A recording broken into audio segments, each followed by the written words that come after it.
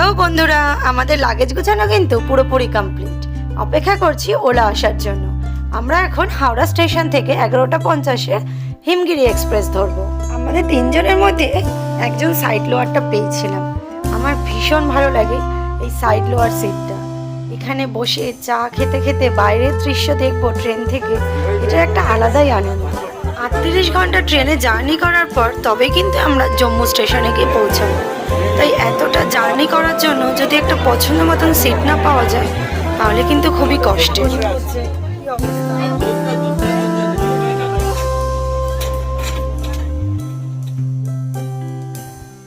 Train চলতে চলতে আমরা পৌঁছে গেছি বেনারস। আমি জানলা দিয়েই বেনারসের গঙ্গাটা দেখলাম, ঘাটটা দেখলাম, খুব ভালো লাগছিল। এই ঘাটেই নাকি সন্ধ্যাবেলায় সন্ধ্যা আরতি হয়।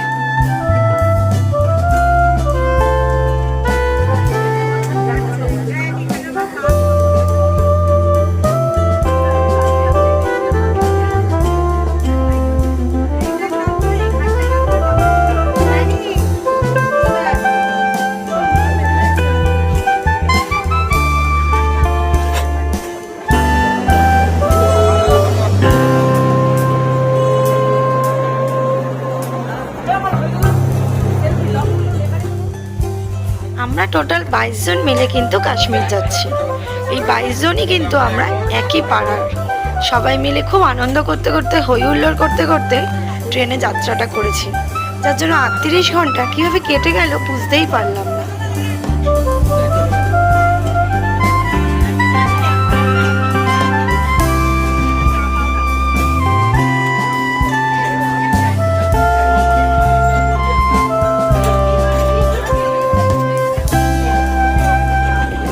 আমরা পৌঁছে গেছি জম্মুতে।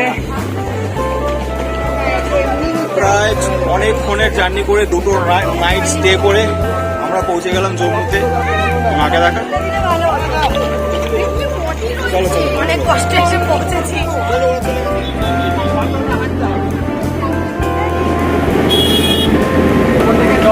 এখন গাড়িতে আছি, হোটেলে আছি, জম্মু হোটেলে।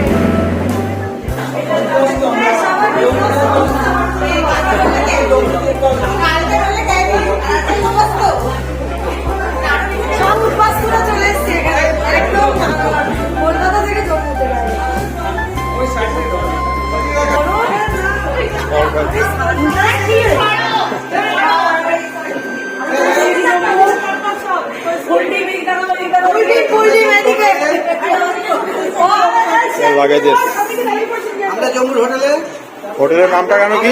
রঘুনাথ হোটেল। রঘুনাথ জম্মুতে হোটেল রঘুনাথে ঢুকেছি, রিসেপশনে আছি, এবার হসপিটালে চলে যাবো।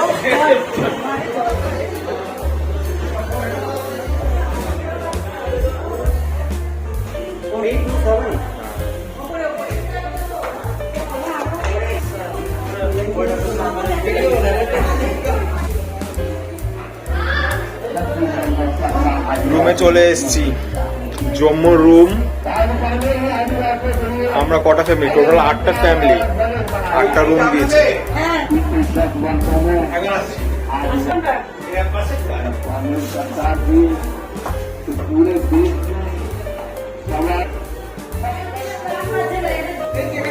জম্মু হোটেলে আমরা সবাই সেটেল হওয়ার পর ফ্রেশ হয়ে বসে গেছি লাঞ্চ করতে। যে ট্যুর অর্গানাইজারের সাথে আমরা গেছিলাম সে খুব সুন্দর আমাদের লাঞ্চের ব্যবস্থা করেছিল।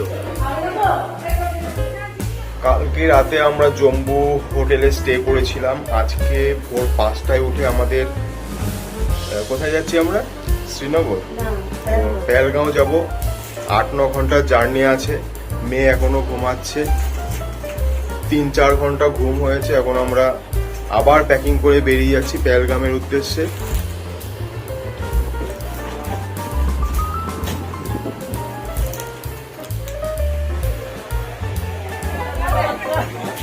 দুটো গাড়ি করে টোটাল 22 জন আমরা রওনা হয়ে গেলাম পেহেলগামের উদ্দেশ্যে।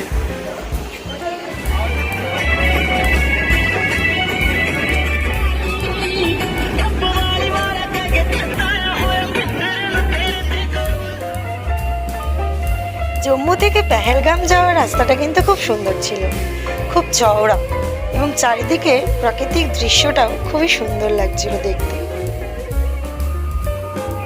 পেহেলগাম যাওয়ার পথে দুটো বড় বড় টানেল আমাদের ক্রস করতে হয়েছিল।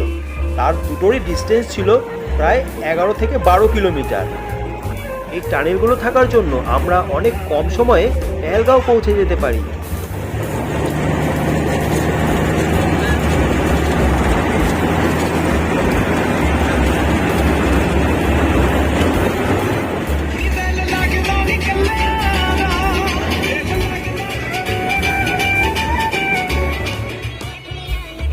চারপাশের অপূর্ব সুন্দর দৃশ্য দেখতে দেখতে আমরা এগিয়ে চলেছি পেহেলগামের দিকে।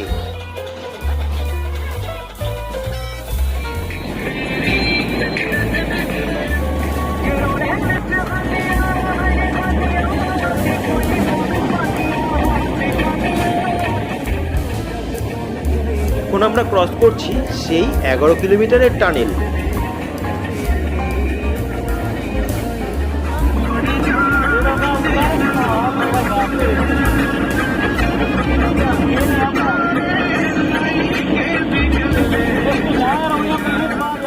চলতে চলতে রাস্তার পাশে একটি হোটেলে আমরা সেরে ফেললাম লাঞ্চ।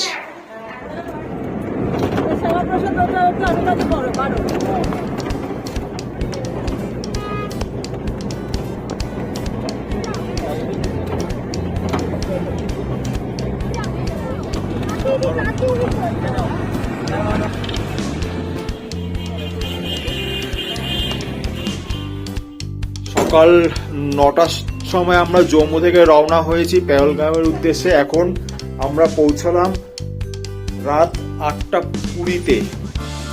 অনেকটা সময় চলে গেছে, রাস্তা জ্যাম ছিল, গাড়িটা একটা ব্রেকডাউন হয়ে গেছিল, তার ফলে আমাদের ঢুকতে অনেক দেরি হয়ে গেছে। আমরা হোটেল রুম পেয়েছি। হোটেলটার নাম জানা আছে তোমার? জেব্রিনা হোটেল, রিসর্ট নাকি গেস্ট হাউস। এই দেখো রুমটা দেখে নাও তোমরা। দারুণ বিশাল বড় একটা টিভি দিয়েছে, একটা সোফা, এদিকে একটা বড় উইন্ডো, এদিকে বিশাল সুন্দর একটা ডবল বেড। খুব সুন্দর রুমের কন্ডিশন, বেডটা খুব সফট। বাথরুমটা একবার দেখে নি, বাথরুমটা খুব সুন্দর, দেখো সাজানো গোছানো। এই যে খুব সুন্দর রুম দিয়েছে। গিজার তো কোথাও দেখছি না, চান করবো কি করে? আছে কোথাও গিজার হয়তো, যাই হোক আমরা পরে বুঝে নিচ্ছি। সবে ঢুকলাম, এখন 15 ডিগ্রি টেম্পারেচার, সবাই রীতিমতো কাঁপছে।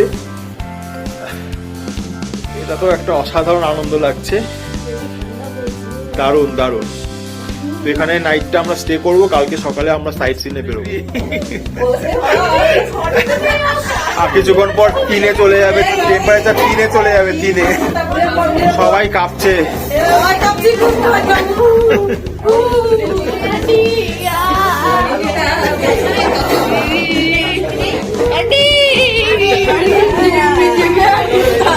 Degree temperature.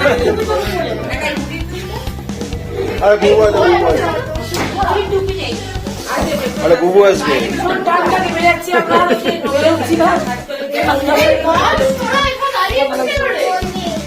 পেহেলগাঁওতে এখন বাজে রাত 10:30, 11:30।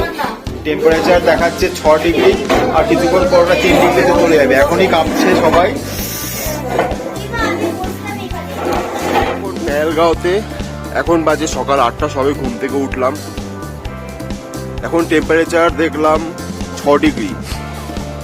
এই হচ্ছে আমরা যে হোটেলে ছিলাম সেই হোটেলের প্রেমাইজেস গ্রাউন্ড।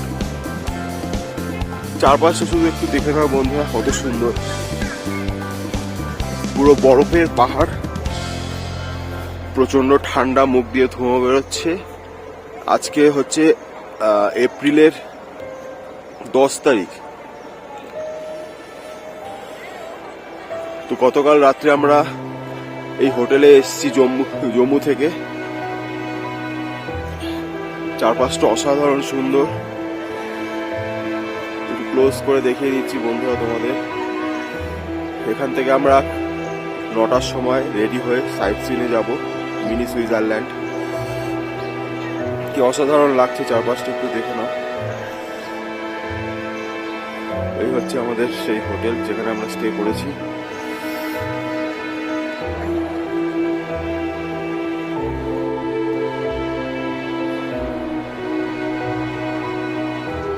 বরফে ঢাকা পাহাড়,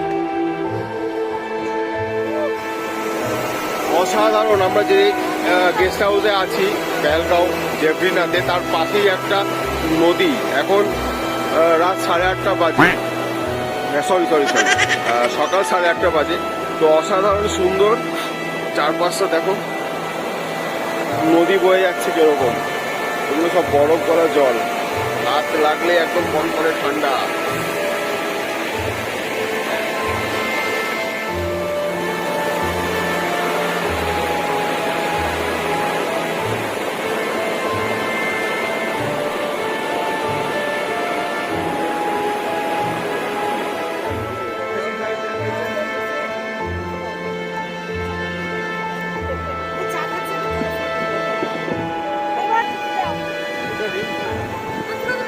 আমরা এখন পেহেলগাঁও থেকে সাইট সিনের জন্য যাচ্ছি। গাড়ি বুক করা হয়েছে, 22 জন টোটাল, 3টে গাড়ি বুক হয়েছে। তো এখন আমরা স্টার্ট করছি 11:25। আড়াবেলিতে চলে এসেছি, ঘোড়া চলে এসছে একটা, ঘোড়া ঢুকে গেছে। আমরা চলে এসেছি, আমরা পেহেলগাঁও থেকে সাইট সিনে এসেছি। ভীষণই মজা হচ্ছে সবার। আরো ভালো, এরপর যাবো চন্দনবাড়িতে যাবো। পাহাড় বরফ আর বরফ।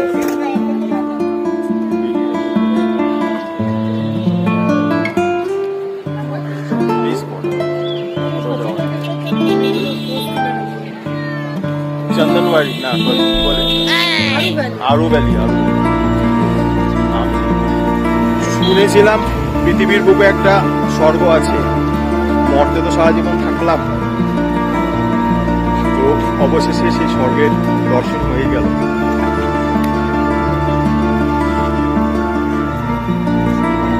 কাশ্মীর নাম তো শোনা হোক।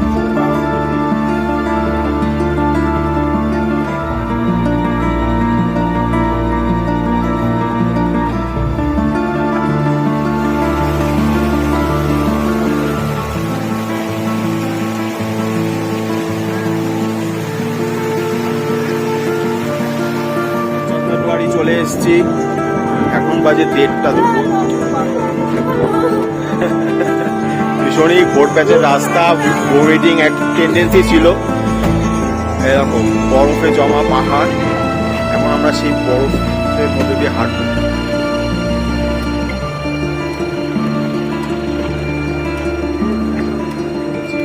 সেই বরফের পাহাড়ে না এমন কিছু ঠান্ডা লাগছে না, টেম্পারেচার কত জানি না, তবে ঠান্ডা লাগছে না। আমার ড্রেস দেখেই বুঝতে পারছো, এমন কিছু জাম্পার জ্যাকেট কেউ পরেনি। চন্দনবাড়িতে উঠতে গিয়েই দম ফুরিয়ে গেছে, ব্রিদিং প্রবলেম হচ্ছে, কর্পূর টানছে, কিসমিস খাচ্ছে।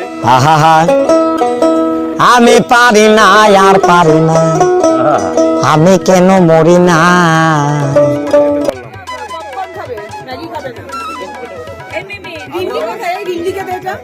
কেওয়া খাচ্ছে, কেওয়া না কি বলে না, স্পেশাল চা। চন্দনবাড়িতে কাশ্মীরি স্পেশাল টি, কাশ্মীরি স্পেশাল কাওয়া। অর্ডার দিয়েছি কফি দিয়ে খাওয়ার জন্য। এই 1 প্লেট পকোড়ার দাম হচ্ছে 150 টাকা। ওরা সবাই ম্যাগি খাচ্ছে,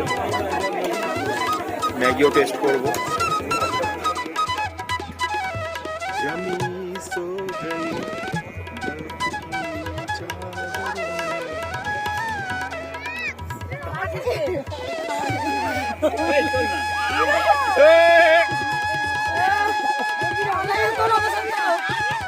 চন্দনবাড়ি থেকে বেরিয়ে আমরা এসেছি বেতাব ভ্যালি, যেখানে বেতাব সিনেমা শুটিং হয়েছিল। খুব সুন্দর অসাধারণ ভিউ।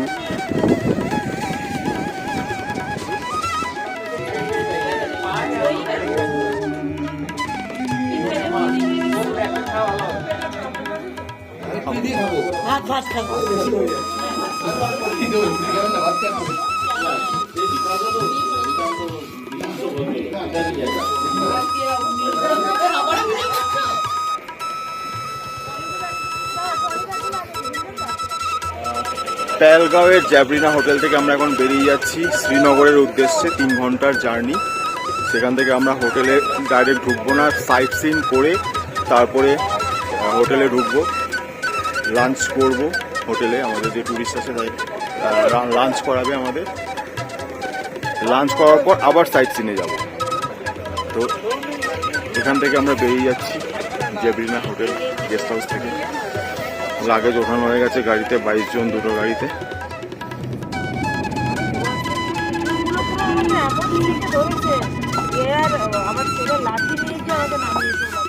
পেহেলগাম থেকে শ্রীনগর যাওয়ার রাস্তাও ছিল অসাধারণ সুন্দর। রাস্তার দুধারে হলুদ সর্ষের ক্ষেত।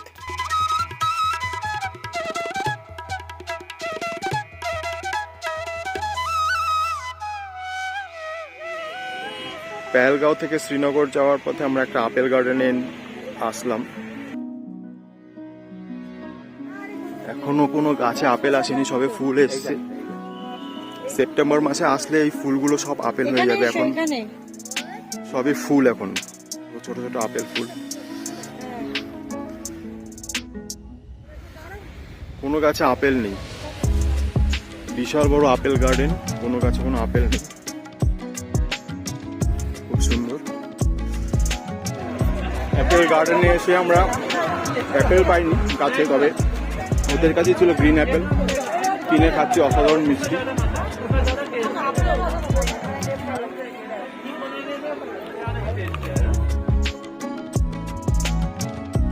আপেল গার্ডেন থেকে আপেলের জুস খেয়ে আমরা আবার রওনা হলাম শ্রীনগরের উদ্দেশ্যে।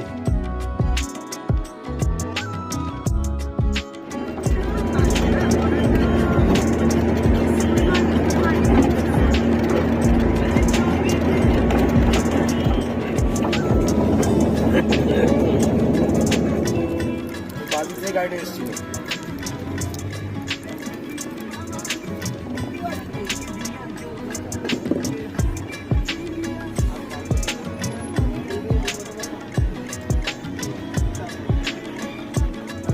হ্যাঁ, এইসব ঘটনাগুলো সব গল্প। হ্যাঁ, যাদের প্রয়োজন মারা গেলে, যাদের কলকাতার নবদ্বীপ মারা কিন্তু ওটাই জিততে হবে। রাস্তার দুধারে চিনার গাছের বাগান। এই চিনার কাঠ থেকেই ক্রিকেট ব্যাট তৈরি হয়, তাই রাস্তার দুধারে অসংখ্য ক্রিকেট ব্যাট তৈরির কারখানা আছে। এ হলো আমাদের শ্রীনগরের হোটেল। এখানে 10 মিনিটের জন্য ফ্রেশ হয়ে আমরা বেরিয়ে যাব শ্রীনগরের সাইট সিনের উদ্দেশ্যে।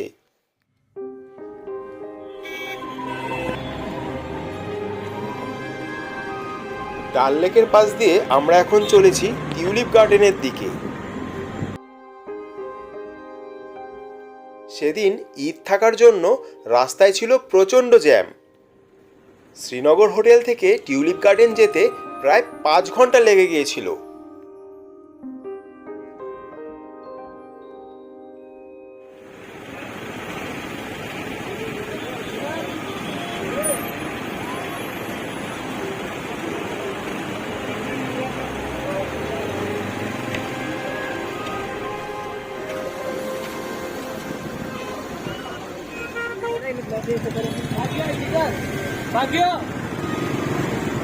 টিউলিপ গার্ডেনে আজকে যেন মারমার কাট ভিড়।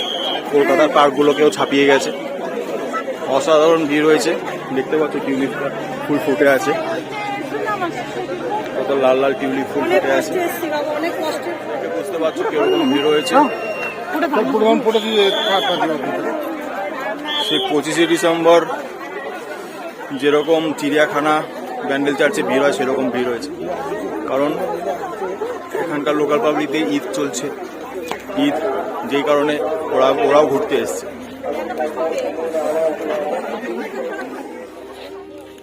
বড়দের 75 টাকা টিকিট এবং ছোটদের 30 টাকা টিকিট কেটে আমরা ঢুকে পড়লাম টিউলিপ গার্ডেনে। আমরা এখন আছি শ্রীনগরের টিউলিপ গার্ডেনে। অসাধারণ সুন্দর এই পার্ক, যেদিকে তাকায় শুধু ফুল আর ফুল। শ্রীনগরের এই টিউলিপ গার্ডেন দেখতে হলে মার্চের শেষ সপ্তাহ থেকে এপ্রিল মাসের মধ্যে আসতে হবে। টিউলিপ ফুলের এই রঙের বৈচিত্র্য আমাদের মনকে মুগ্ধ করে তুলেছিল। শুধু টিউলিপ ফুলই নয়, ছিল বিভিন্ন রকমের বিচিত্রময় ফুলের সম্ভার। যেমন ছিল ফুলের বৈচিত্র্য, সেরম ছিল রঙের বৈচিত্র্য। এ যেন ছিল এক স্বপ্নপুরী।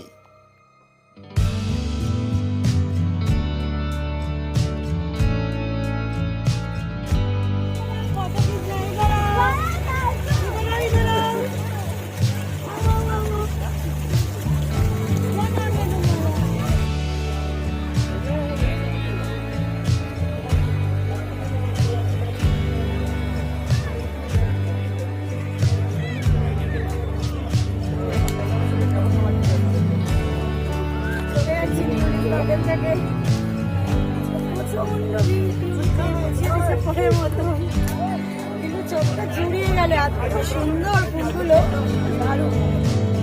টুলিপ গার্ডেন থেকে আমরা চলে যাচ্ছি। প্রচন্ড ভিড় আজকে, খুব ভালো লাগলো, ভীষণ সুন্দর। এখন বেরিয়ে যাচ্ছি, হোটেলে যাবো, এখন মাটন ভাত রান্না করে বসে আছে, অনেক লেট হয়ে গেছে। অনেক লেট হয়ে গেছে আজকে, প্রচন্ড জ্যামের জন্য। ঈদ বলে এখানে ভীষণ বিশাল অনুষ্ঠান হচ্ছে ওদের এখানে, ওদের পরব যেহেতু আজকে। তো টাকা করে বড়দের টিকিট এবং ছোটদের টিকিট আমাদের করতে হচ্ছে। চলো টাটা।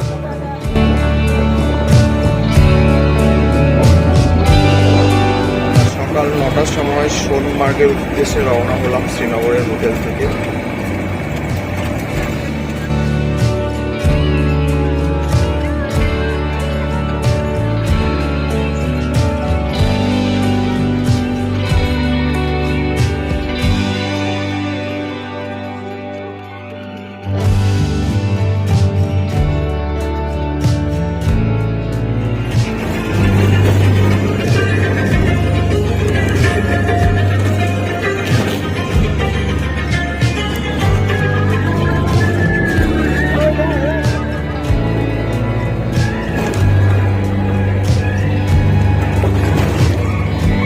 সোনমার্গে ঢুকে গেলাম,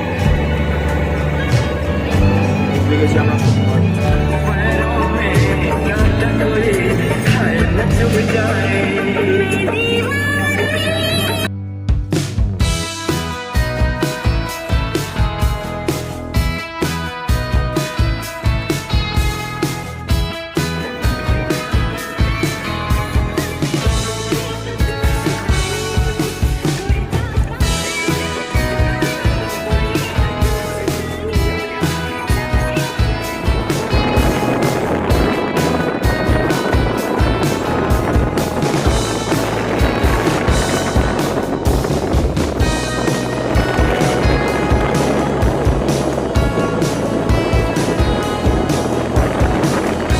এখন সোনমার্গে গাড়ি থেকে নামলাম, এখন আমাদের খাওয়া দাওয়া হবে। আমরা এখন কিছু লাঞ্চ করে তারপরে বরফে যাব। তো ওখানে এসে মনে হচ্ছে না আমরা কোনো বরফের জায়গায় এসেছি। জ্যাকেট পরার দরকার নেই, প্রচণ্ড রোদ, গরম লাগছে। দেখা যাক বরফে যাওয়ার পরে একটু ঠান্ডা লাগে। এই হোটেলে আমাদের যে ট্যুর ট্রাভেল আছে সে আমাদের খাওয়াবে, এখন লাঞ্চ করাবে। এখানে লাঞ্চ করে আমরা তারপরে সোনমার্গে বরফে যাব। আমরা এরকম বরফ রাস্তাঘাটে পড়ে থাকতে যদি দেখতাম, কলকাতার মতো যদি থাকতো এরকম যেখানে সেখানে বরফ, আমাদের রাস্তায় পাথর পড়ে থাকে, ইট পাটকেল ধুলো পড়ে থাকে, এখানে বরফ পড়ে থাকে। এটা মনে হচ্ছে যেন ফেনা, সাবান দিয়ে সাবান। কত সুন্দর এই ভিস্তা, দা ভিস্তা হোটেল সোনমার্গ, ভীষণই সুন্দর জায়গা। হোটেল প্রিমাইজেসে বরফ মানে আছে শোপিস রাখা থাকে আমাদের ওখানে, এখানে আছে বরফ জমে জমে, চাক চাক বরফ। মানে এগুলো শীতকালে পুরোটাই কভার থাকে, এখন গলে গলে এইটুকু ধ্বংসাবশেষ পড়ে আছে। সুন্দর দৃশ্য চারপাশে। সেটা বললাম তো, একদমই ঠান্ডা নেই। মানে যে জ্যাকেটটা পরে আছি খুলতে পারলে মানে বাঁচা যায়, এরকম অসাধারণ সুন্দর। আমাদের সবাই এসছি পাইজুর দিনে।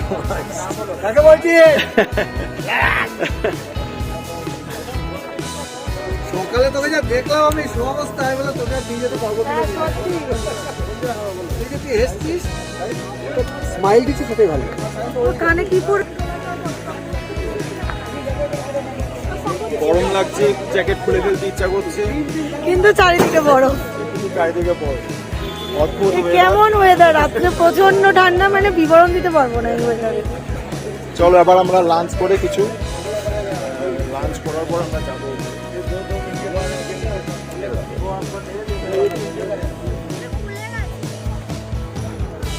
আমাদের লাঞ্চ হয়ে গেছে, এখন আমরা যাচ্ছি সোনমার্গের বরফে। এখান থেকে হয়তো বুট ভাড়া নিতে হবে। তো ঠান্ডা বলতে কিছুই নেই, গরম লাগছে, তো দেখি ওঠার পর যদি একটু ঠান্ডা ফিল হয়।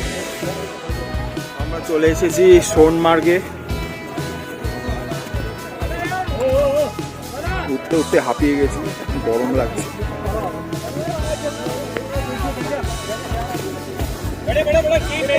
এই যে বাইকগুলো দেখা যাচ্ছে, এই বাইকগুলো বলছে 1600 টাকা, আর হাতে যেগুলো ওগুলো স্নো বাইক 1600 টাকা চাইছে। যেগুলো হাতে টানা যায় ওইগুলো, ওগুলো 1200 টাকা চাইছে। আমাদের বার্গেনিং করতে হবে, দেখা যাক বার্গেনিং করে কত করা যায়, তারপর আমরা দেখবো।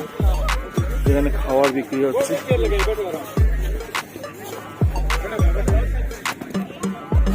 এখানে যে বরফগুলো দেখছো, আমাদের বুট পরার দরকার পড়ছে না। বরফগুলো মানে পাগুলো বরফের মধ্যে ঢুকছে না, সেজন্য আমরা কোনো বুট ভাড়া করে নিই, নর্মালি হাঁটা যাচ্ছে।